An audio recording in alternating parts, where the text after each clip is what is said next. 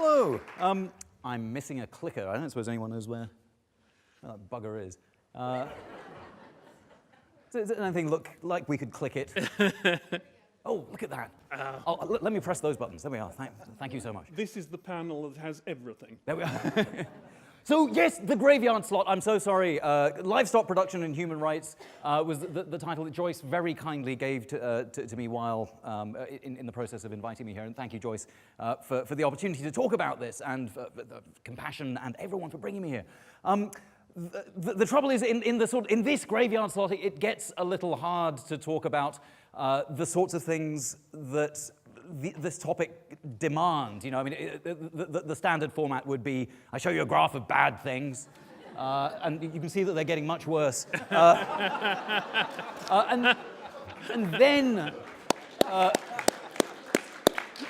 then we'd move on to talking about population, because you know it's the thing that we have to talk about. And then we'd say, well, if everyone lived like Bangladesh, then we'd be fine. But we don't. And we need, you know, and everyone lived like China, we could get by with 1.1 planets. And everyone lived like Americans. I'm American for my sins.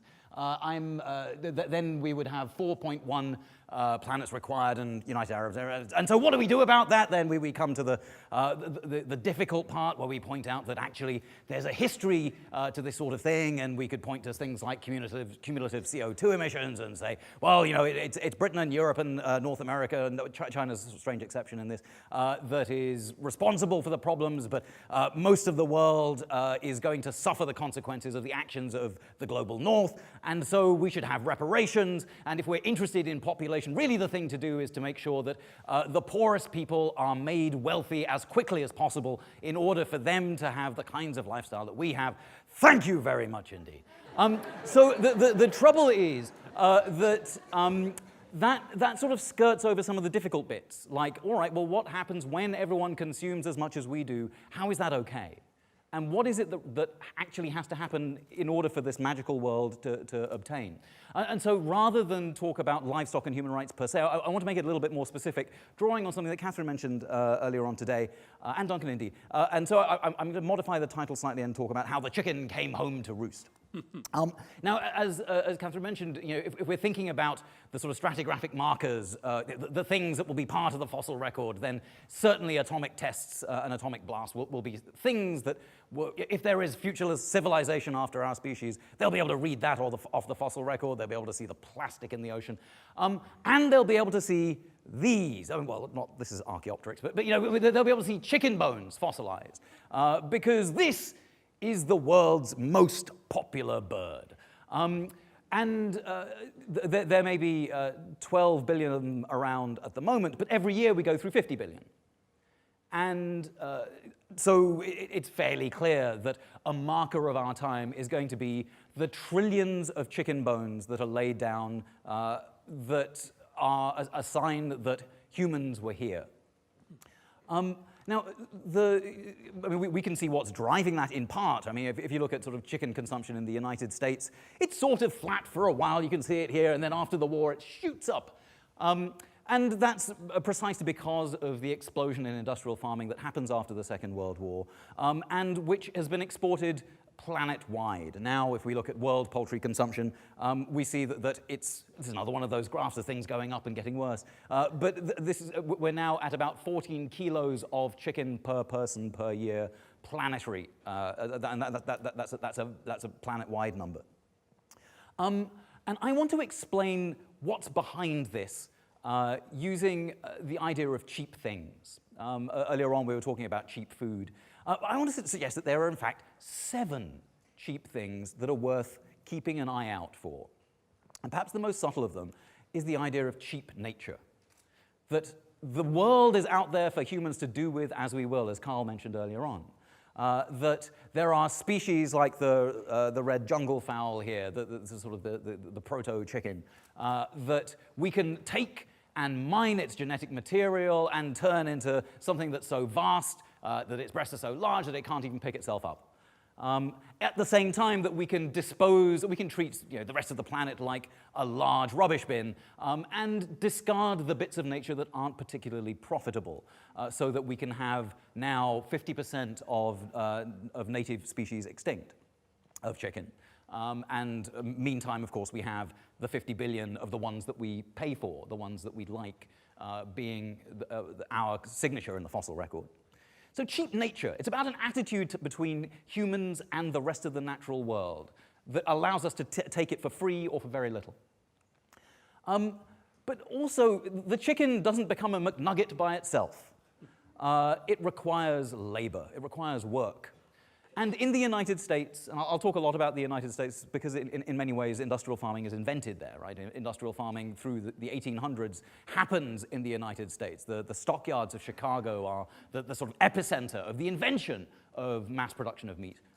And so in the United States, the United States has been pioneering the use of cheap work, of workers who are whose bodies can be subjected to occupational illnesses at rates of 5 times higher than regular jobs, 7 times higher for carpal tunnel, 10 times higher for repetitive strain injury. In general, about 2 cents of every dollar that's spent on fast food chicken makes it to workers. The workers represent really the smallest sliver of the remuneration of chicken in the United States, in industrial chicken. And of course, that sometimes those workers are paid even less. Prison gangs are used in the industrial food system in the US, and these workers, if they're involved in that, will be paid 25 cents an hour.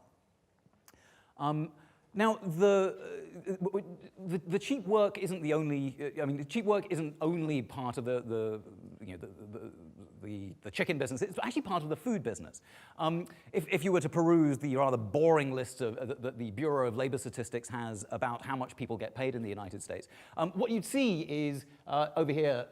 Here we are. The lowest paid median hourly wage, lowest median hourly wages in the United States, ranging from $9.27 to $10.58.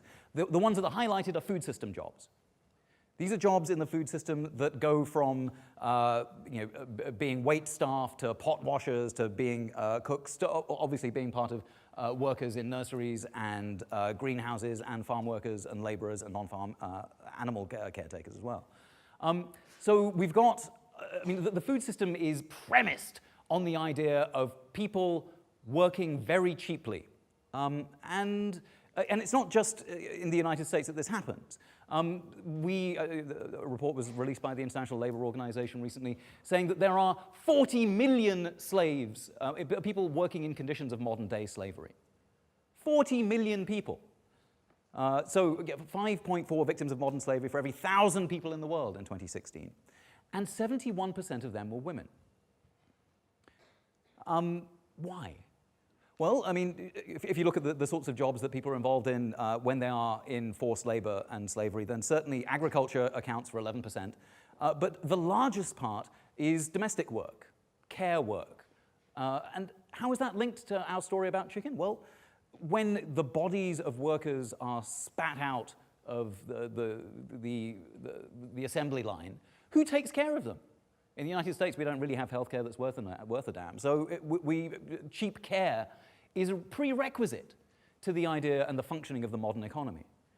When people have injuries, and this is the US government's accounting of the various kinds of injuries that happen in the manufacture of industrial chicken, you need people to take care of those bodies once they break. In a patriarchal society, it often falls to women, not always, but it's a feature of societies the world over, that those who are left doing the care work after the work of agriculture and animal rearing are done are disproportionately women. And that work is valuable and uncounted in our modern economy. When UNIFEM tried to do the numbers in 1995, they said, well, look, the world's total product is $33 trillion, but 16 trillion of it is unpaid work, of which 11 trillion is women's unpaid care work. But cheap care isn't the only thing that's required to make this thing go around. You need cheap food. If you're being paid minimum wage, then all of a sudden this starts to seem attractive to some people. But financially, it makes sense that cheap food is a part of a world where cheap work and cheap care have been naturalized.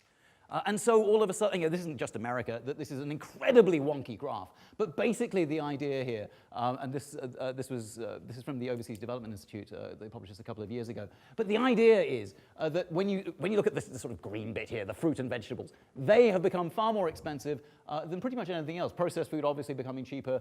Chicken in particular in Mexico, this is looking at Mexico, Brazil, China, and the UK, is becoming much cheaper as a result of trade agreements and as a result of the industrialization and the spread, the meatification of the world's diet. So cheap food is necessary in order to have workers who are paid very little. So when we're talking about cheap food, we can't just say, well, we need to make food more expensive, because who's going to be able to buy it if you don't have the wages? We need to stitch together, as Philip was saying earlier, we need to breach these silos. We need systemic thinking, joined up thinking. The cheap food is the corollary, not just of cheap work and cheap care and cheap nature, but cheap money. Because in order for things like this KFC to exist, in the United States, these franchises are considered small businesses. And they are given loans by the Small Business Administration that are concessional. And the access to low-interest loans for these large corporations is assumed to be the way that they do business. And whether it's KFC or whether it's JBS in Brazil or whether it's a range of, whether it's your local international bank, large bailouts are assumed from the government. Cheap money is what makes it possible for certain things to happen. Like a study came out last week observing that in the United States, we couldn't have the exploitation of oil resources we had were the US government not underwriting it. And cheap energy is, of course, part of the story. In order for these chickens not to die and freeze, you need access to propane, cheap fossil fuel. And yet again, another graph of it's getting worse. That cheap fossil fuel has a long-term consequence. And perhaps the most pernicious part of this is that there are certain classes of people who are considered disposable. And not just the working class, but if you look at who works in the US poultry industry, disproportionately it's people of color. And the Hispanic or Latino and Black or African American proportion of the workforce is conspicuously high. Now, in the United States, there is a long history of white supremacy. Though, let's not get too smug. But certainly one of the reasons I don't live in the UK anymore is because I got tired of being packy-bashed. And this is a country that has to reckon with its rather distasteful racial history in a way that may not feel comfortable, but nonetheless needs to be reckoned with. And in the United States, it feels like, oh, he's talking about racism. I came here to talk about birds. But there's a link. Because, in the United States, of course, the disposability of First Nations and the First Nation, this is a scalp of Tauia Teduta, who was called Little Crow, by the whites who scalped him and paid, who received $500 to have his scalp in the Texas, I think, Capitol building. But that was the corollary of this was, of course, the massacre, as we heard, of the bison, the enclosure of the ranges, the destruction of these bison, by the way, you'll be pleased to hear, were recycled. They were turned back into fertilizer, to be plowed back into the prairie, to be turned back into industrial meat that was sent then to Chicago. You can't separate these things out. The cheap work, the cheap lives, the cheap care. And that's I think that's the vision that I want to urge on us, is to think systemically, to imagine what that joined-up thinking would be like if we were to take each of these components seriously. And you'd be like, no, all I want to do is I want to buy organic and shade-grown and dolphin-friendly and tuna-friendly, and I want the individual consumption decision sorted. But we need to be thinking more systemically and more organizationally. And that means not thinking like this man. Look, if you want the apotheosis of white man eats chicken, then there he is in his plane eating it with a knife and fork. Interestingly, because he thinks it's hygienic. You know this about Donald Trump? He prefers industrially produced food because he thinks it's cleaner, because he has this idea that there is, chicken that has been touched, that looks like it was perhaps once a chicken, is absolutely, it's more likely to be greasy and possibly touched by foreigners. But there's nothing more American than a bucket of Kentucky Fried Chicken with the chicken stolen from the forests of Southeast Asia with the work of Latino and black workers and served to him in his gleaming white plane. So what do you do about that? Well, here's an awkward bit of data. I was sent to a report by KPMG, those bomb-throwing anarchists at KPMG.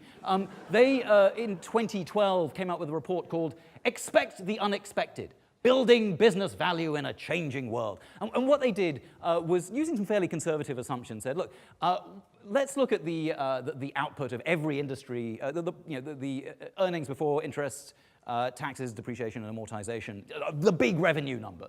And then let's look at the externalities of this industry. And they looked at airlines, automobiles, blah, blah, blah. And they found that even in the fossil fuel industry, it's $670 billion of revenue, and the externalities were 23%. So even if the fossil fuel industry did right by the planet, according to KPMG, there'd still be money left over, but not in the food industry. This is the exception. The food industry had a turnover of $89 billion, and its externalities were 224% of revenue. 224% of revenue, not even of profits, which says, and I was sent to this by one of the vice presidents of sustainability at Nestle, who said, no, this is right, and this sort of fits with our numbers. So when the EVP, when the vice president of sustainability says, this number is right, what's he saying? He's saying that under current assumptions of labor and environmental externalities, there is no way for industrial food to be sustainable because it will always depend on externalities. The only way we make money is by making you pay for it, or by exploiting the planet, or by exploiting indigenous people, or by whoever it is, by going with these 7 cheaps. So I worry that if we ask our business partners to step up and do the right thing, they'll do the things that are profitable for them and society, but the biggest wins aren't when they make money, it's when they lose, and we win. So what do we do about that? Well, I think we have to change and understand what the system is. This is the sort of classic, now sort of relatively classic graph of species extinction, conservative and a less conservative assumption. But there's something interesting about the timeline here. And it's not, I worry that we shouldn't call this the Anthropocene, because it's not about, the anthropos in Anthropocene makes it seem like it's just people being people, and humans will just go ahead and do this, but it's not. Not all humans think of nature this way, or people, or capital, or care, or energy. It's something that's encouraged in us by capitalism. So let's call it the Capitalocene. Let's take a moment to understand that if we work with these assumptions, with these 7 cheap things, then this is the direction we're heading in. But it doesn't have to be. And there are ways in which we can, you see organizations of groups, not individual consumers, but groups pushing back. So we could talk about Black Lives Matter, but actually Natives' Lives Matter is an important movement throughout the planet. The groups pushing the vision for indigenous people have been part of this. If we're thinking about energy, there's lots of sustainable energy advocacy that's looking for a system change. If we're interested in the end of cheap nature, this is a way of answering Carl's question. What does it look like to respect nature in a way that isn't exploitative? Well, ask the Coastal Salish and the Haida people, whose totems you see there. They have a salmon festival every year where the first salmon is harvested and then celebrated for 10 days. And no one else fishes for that 10 days. And so in the 10 days that you're celebrating your treaty with the salmon people, the rest of the salmon are spawning.